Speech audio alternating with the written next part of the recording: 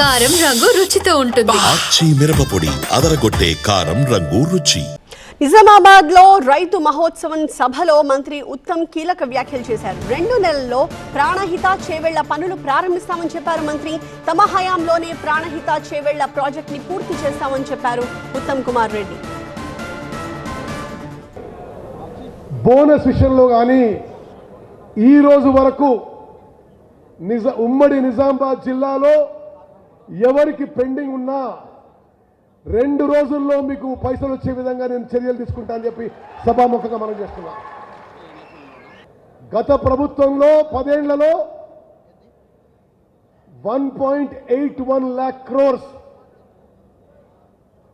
1.81 lakh crores ఖర్చు పెట్టి ఇరిగేషన్లో నామమాత్రం పనులు చేసిండ్రు.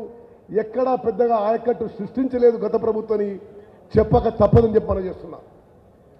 వాళ్ళ రోజు కాళేశ్వరం ప్రాజెక్టు మొదలుపెట్టినప్పుడు మేడిగడ్డ బ్యారేజ్ 100 మీటర్ల హైట్లో కడతామని, తుమ్మడిహెట్టి దగ్గర యథావిధిగా 148 హైట్లో కడతామని చెప్పి హామీ ఇచ్చి పనులు మొదలుపెట్టినరు.